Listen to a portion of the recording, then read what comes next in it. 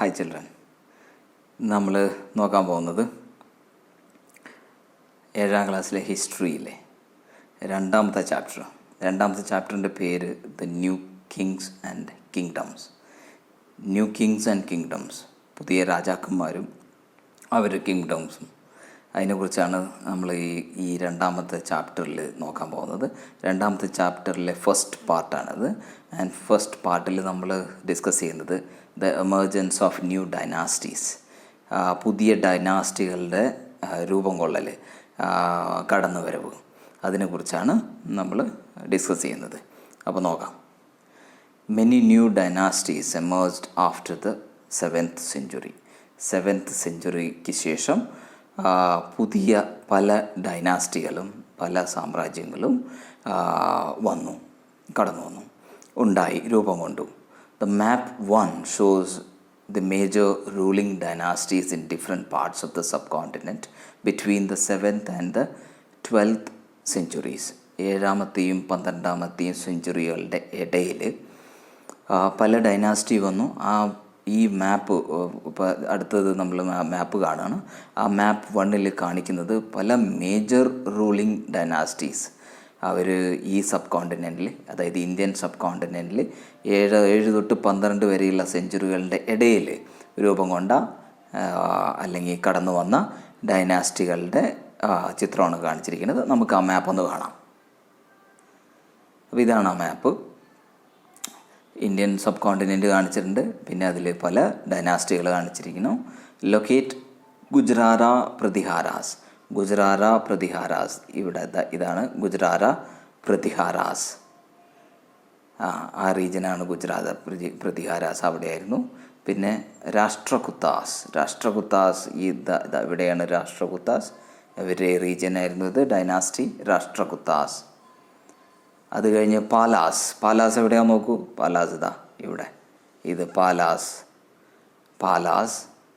പിന്നെ അത് കഴിഞ്ഞ് കഴിഞ്ഞാൽ ചോലാസ് എവിടെയാണ്? ഈ കാണുന്നതാണ് ചോലാസ്. പിന്നെ എന്താ ചോദിച്ചിരിക്കുന്നത്? ചഹമനാസ് എവിടെയാന്ന് നോക്കൂ. ഇതാണ് ചഹമനാസ് അവരുടെ ഡൈനാസ്റ്റി, അവരുടെ സാമ്രാജ്യം. അപ്പോൾ അങ്ങനെ പല ചഹമനാസ് എന്ന് പറഞ്ഞു കഴിഞ്ഞാൽ ഇപ്പോൾ ചൗഹാൻസ് എന്ന് പറയും, ചൗഹാൻസ് അല്ലെങ്കിൽ ചഹമനാസ്. അപ്പോൾ ഇതൊക്കെയാണ് പല ഡൈനാസ്റ്റി ഉണ്ടായിരുന്നത്. അപ്പോൾ പല ഡൈനാസ്റ്റി പല ടൈം പീരീഡിൽ പല സെഞ്ചുറികളിലായിട്ട് വന്നിട്ടുണ്ട്. അപ്പോൾ അതിനെക്കുറിച്ചെല്ലാം നമ്മൾ ഈ ചാപ്റ്ററിൽ ഡിസ്കസ് ചെയ്യും, വരുന്ന ചാപ്റ്ററുകളിലും ഡിസ്കസ് ചെയ്യും. അപ്പോൾ പാഠത്തിലോട്ട് കടക്കാം, അടുത്തതിലോട്ട് പോകാം. The emergence of new dynasties, പുതിയ ഡൈനാസ്റ്റികളുടെ എമർജൻസ് എന്ന് പറഞ്ഞാൽ രൂപം കൊള്ളൽ.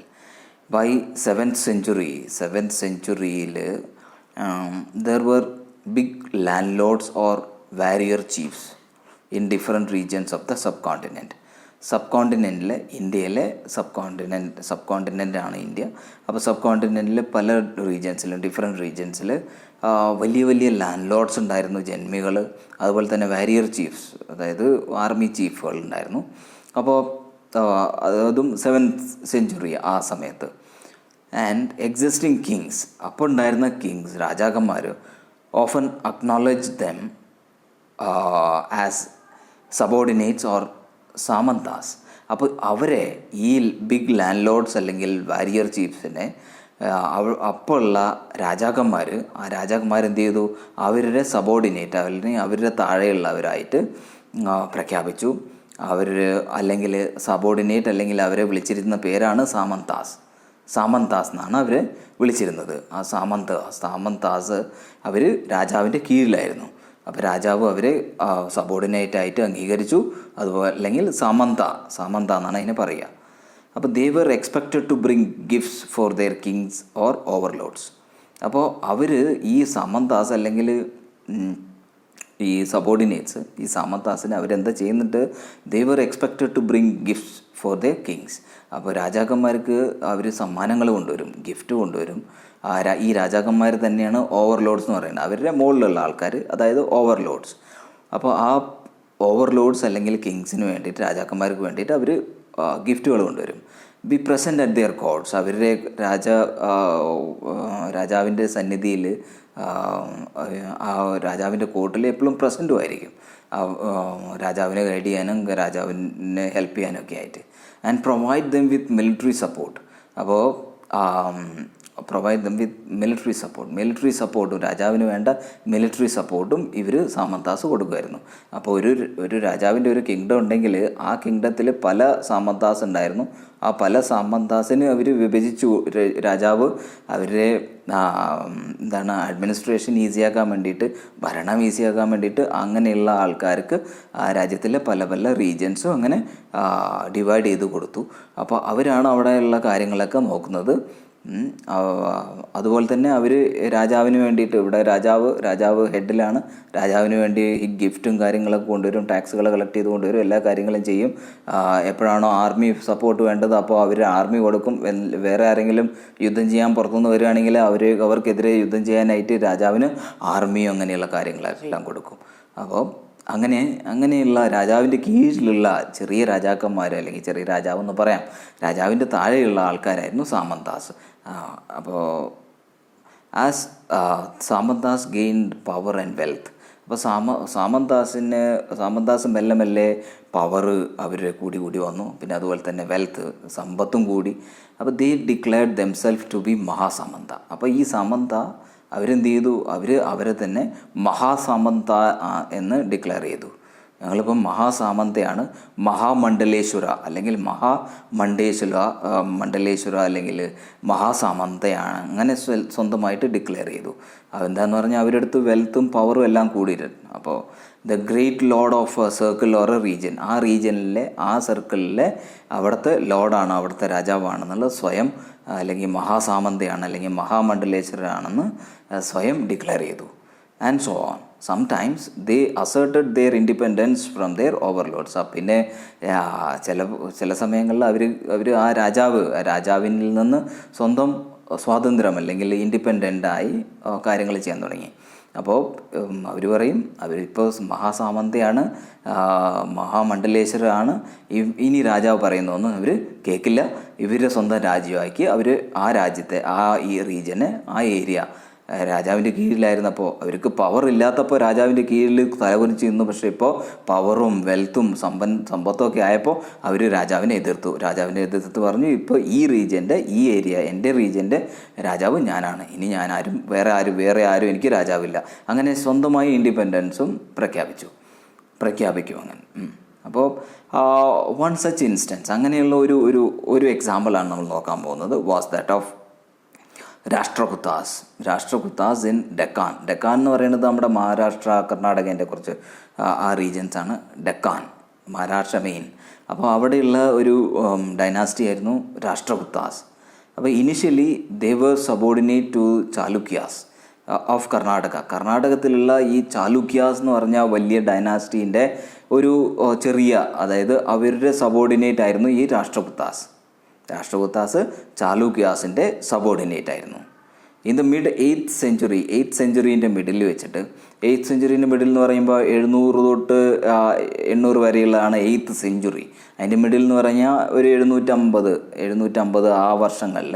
In the middle of the 8th century Dantidurga ഒരു രാജാവ്, ഒരു റൂളർ, രാഷ്ട്രകുത്ത ചീഫ്, രാഷ്ട്രകുത്താസിൻ്റെ ഒരു chief ruler overthrew his Chalukya overlord. ചാലൂക്യൻ്റെ താഴെയായിരുന്നു ചാലൂക്യാസിൻ്റെ താഴെയുള്ള സബോർഡിനേറ്റ് ആയിരുന്നു രാഷ്ട്രകുത്താസ്. പക്ഷേ മിഡ് 8th സെഞ്ചുറിയിൽ ദന്തിദുർഗ എന്ന് പറഞ്ഞ ആൾ, രാഷ്ട്രകുത്താസിൻ്റെ ചീഫായ ദന്തിദുർഗ, ഈ രാഷ്ട്രകുത്താസിലെ ഒരാൾ, ദന്തിദുർഗ എന്ന് പറഞ്ഞ റൂളർ എന്ത് ചെയ്തു, ചാലുക്യാസിനെ ആ രാജാവിനെ വേണ്ടാന്ന് വെച്ച് ആ രാജാവിനെ അനുസരിക്കാതെ ഓവർത്രൂ ഹിസ് ചാലുക്യ ഓവർലോഡ്, ചാലുക്യയിലെ ആ രാജാവിനെ അട്ടിമറിച്ചുകൊണ്ട് സ്വന്തമായി രാജാവായി, സ്വന്തമായി ഡൈനാസ്റ്റി ഉണ്ടാക്കി. Over through his Chalukya overload and അത് കഴിഞ്ഞിട്ട് ആ രാജാവിനെ എന്താണ് അനുസരിക്കാതെ സ്വന്തമായി ഇൻഡിപെൻഡൻസ് പ്രഖ്യാപിച്ചു. ഇനി രാജാവിന് ഇയാളെ സബോർഡിനേറ്റ് ആക്കണമെങ്കിൽ അല്ലെങ്കിൽ അയാളുടെ രാജ്യം പിടിക്കണമെങ്കിൽ ഇനി അയാളുമായിട്ട് യുദ്ധം ചെയ്യണം, എന്നാലേ പിടിക്കാൻ പറ്റുള്ളൂ. ഇപ്പോൾ അയാൾ ദന്തിദുർഗ തന്നെ സ്വന്തം രാജാവായി, സ്വയം രാജാവായി, അയാളുടെ റീജിയന് സ്വയം രാജാവായി. പക്ഷേ ദന്തിദുർഗ ക്ഷത്രിയനായിരുന്നില്ല. അപ്പോൾ ക്ഷത്രിയനല്ലാത്തതുകൊണ്ട് അയാൾ എന്ത് ചെയ്തു? പെർഫോംഡ് എ റിച്വൽ, ഒരു പൂജ ചെയ്തു, കോൾഡ് ഹിരണ്യഗർഭ. ആ പൂജയുടെ പേരാണ് ഹിരണ്യഗർഭ എന്ന് പറഞ്ഞിട്ട്. ഹിരണ്യഗർഭ എന്ന് പറഞ്ഞു കഴിഞ്ഞാൽ അതിൻ്റെ ലിറ്ററൽ മീനിങ്, അതിൻ്റെ വേർഡ് മീനിങ് എന്ന് പറഞ്ഞാൽ ഗോൾഡൻ വൂമ്പ് എന്നാണ്. വൂമ്പ് എന്ന് പറഞ്ഞാൽ അമ്മയുടെ ഉദരം, അമ്മയുടെ വയറ് അല്ലെങ്കിൽ യൂട്രസ്, ഗർഭപാത്രം എന്നാണ്. അപ്പോൾ അതിന് ഈ ഹിരണ്യഗർഭ എന്നുള്ള അതിൻ്റെ പേരിൻ്റെ അർത്ഥം എന്ന് പറഞ്ഞു കഴിഞ്ഞാൽ ഗോൾഡൻ വൂമ്പ് എന്നാണ്. When this ritual was performed, ഇങ്ങനെയൊരു പൂജ നടത്തിയപ്പോൾ that was performed with the help of Brahmanas. ബ്രാഹ്മണന്മാരുടെ ഹെൽപ്പോടെയാണ് അയാൾ ദന്തിദുർഗ ഇങ്ങനെയൊരു പൂജ നടത്തിയത്. ഹിരണ്യഗർഭ അല്ലെങ്കിൽ ഗോൾഡൻ ബോംബ് എന്നുള്ള പൂജ നടത്തി. ആ പൂജ നടത്തി it was thought to lead to a rebirth. ഈ പൂജേൻ്റെ ഒബ്ജക്റ്റീവ് എന്താണെന്ന് വെച്ചാൽ, ലക്ഷ്യം എന്താണെന്ന് വെച്ചാൽ ഒരു റീബേർത്ത് എന്ന് പറഞ്ഞാൽ പുനർജന്മമായിട്ട് അയാൾ ജനിക്കുന്നത് എന്തായിട്ടാണ്? ക്ഷത്രിയനായിട്ടാണ്. അപ്പോൾ മുമ്പ് ഇയാൾ ക്ഷത്രിയനായിരുന്നില്ല. അപ്പോൾ രാജാക്കന്മാരെല്ലാം ക്ഷത്രിയന്മാരാണ്. അപ്പോൾ ക്ഷത്രിയനാവാൻ വേണ്ടിയിട്ട് അയാൾ ഇങ്ങനെ ഒരു പൂജ നടത്തി ക്ഷത്രിയനായി. Lead to rebirth of the sacrificer as Kshatriya. ഇയാൾ പിന്നെ രണ്ടാമത് പുനർജനിക്കുന്നു. ആ പൂജ ചെയ്ത പുനർജനിക്കുമെന്നാണ്, പുനർജനിച്ച് ക്ഷത്രിയനാവുന്നു. Even if he was not Kshatriya by his birth. അയാൾ ജന്മം കൊണ്ട് ക്ഷത്രിയനായിരുന്നില്ല, ഇങ്ങനെ പൂജ ചെയ്ത് ക്ഷത്രിയനായി മാറി, എന്നിട്ട് രാജാവായി. അങ്ങനെ ഇത് ദന്തിദുർഗ അല്ലെങ്കിൽ ഈ നമ്മുടെ രാഷ്ട്രകൂത്ത പീരീഡിൽ എല്ലോറ കേവ്സിനുള്ളിലുണ്ടായിരുന്ന ഒരു വിഷ്ണുവിൻ്റെ നരസിംഹനായ ഒരു ശില്പം കൊത്തിവെച്ചിരിക്കുന്നതാണ്. ഓക്കെ, വാൾ റിലീഫ്, അതായത് ചുവർ ചിത്രമാണ്, ചുവരിൽ കൊത്തിവെച്ചിരിക്കുന്ന ശില്പമാണ്. In the cave 15 of Ellora കേവ്സിൻ്റെ 15ാമത്തെ കേവിൽ ഷോയിങ് വിഷ്ണു ആസ് നരസിംഹ. അത് ഈ രാഷ്ട്രകൂത്ത പീരീഡിൽ തന്നെ ഉണ്ടായിരുന്ന ഒരു ശില്പമാണ്. In other cases men from enterprising families used their military skills to carve out kingdoms. അപ്പോൾ ഒന്ന് കിങ്ഡം, ഈ സാമന്തക്കാർ അവരിന് വെൽത്തും സമ്പത്തൊക്കെ പവറൊക്കെ ആർജിച്ച് അവരെ രാജാവിനെ തട്ടിമാറ്റി അവർ തന്നെ രാജാവായി. ഒരു തരത്തിലായിരുന്നു. അതുപോലെ തന്നെ വേറെയും രീതികളിലും ഡൈനാസ്റ്റി അല്ലെങ്കിൽ കിങ്ഡംസ് ഉണ്ടാക്കിയിരുന്നു. അതായത് എൻ്റർപ്രൈസിങ് ഫാമിലീസ്, അതായത് വലിയ ഇൻഫ്ലുവൻഷ്യൽ ആയിട്ടുള്ള ഫാമിലീസ്, വലിയ കുടുംബങ്ങൾ, വലിയ ഫാമിലികൾ, അവരെന്ത് ചെയ്തു? അവരുടെ മിലിറ്ററി സ്കിൽസ് ഉപയോഗിച്ചുകൊണ്ട് അവരെ പട്ടാളത്തെ ഉപയോഗിച്ചുകൊണ്ട് കിങ്ഡംസ് ഉണ്ടാക്കി, ഡൈനാസ്റ്റികൾ ഉണ്ടാക്കി. For instance Kadamba Mayurasharman and Gurjara Pratihara Harichandra ഇവർ ബ്രാഹ്മണാസ്. ഇവർ രണ്ടും ബ്രാഹ്മണന്മാരെ. കാദംബ മയൂരശർമ്മൻ അതൊരു ബ്രാഹ്മണൻ, പിന്നെ ഗുർജാര പ്രതിഹാര ഹരിചന്ദ്ര അയാൾ വേറൊരു ബ്രാഹ്മണൻ. ഇവർ രണ്ടുപേരും ബ്രാഹ്മണന്മാരായിരുന്നു. Who gave up the traditional professions. അവരെ ബ്രാഹ്മണ്യം ഉപേക്ഷിച്ചു, പൂജയും കാര്യങ്ങളൊക്കെ ഉപേക്ഷിച്ചു. And to arms. അവർ ആംസ് കയ്യിലെടുത്തു. ആംസ് എന്ന് പറഞ്ഞാൽ ആയുധം കയ്യിലെടുത്ത് സക്സസ്ഫുള്ളി എസ്റ്റാബ്ലിഷ്ഡ് ദെയർ കിങ്ഡംസ്. മറ്റുള്ളവരെ തോൽപ്പിച്ച് കിങ്ഡംസ് എസ്റ്റാബ്ലിഷ് ചെയ്തു. കർണാടകത്തിലും രാജസ്ഥാനിലും. കർണാടകത്തിൽ ആരായിരുന്നു ചെയ്തത്? കാദംബ മയൂരശർമ്മൻ കർണാടകത്തിൽ അവരുടേതായ ഒരു കിങ്ഡം ഉണ്ടാക്കി, കിങ്ങായി. പിന്നെ ഗുർജാര പ്രതിഹാര ഹരിചന്ദ്ര അയാൾ രാജസ്ഥാനിലെ. ഗുർജാര പ്രതിഹാര ഹരിചന്ദ്ര അയാളും ബ്രാഹ്മണനായിരുന്നു. പിന്നെ അയാൾ ഫൈറ്റ് ചെയ്ത് എന്തായി? അയാളൊരു കിങ്ഡം ഉണ്ടാക്കി, അയാളൊരു കിങ്ങായി. അത് രാജസ്ഥാനിൽ. അപ്പോൾ ഇതൊരു എക്സാമ്പിളാണ് എങ്ങനെയൊക്കെയാണ് ഡൈനാസ്റ്റീസ് അല്ലെങ്കിൽ കിങ്ഡംസ് ഉണ്ടായിരുന്നു. Do you think being born as a Kshatriya was important in order to become a ruler during this period? ഈ പീരീഡിൽ ക്ഷത്രിയൻ ആയിരിക്കുക ഇമ്പോർട്ടൻ്റ് ആയിരുന്നോ ഒരു റൂളർ ആയിരിക്കാൻ?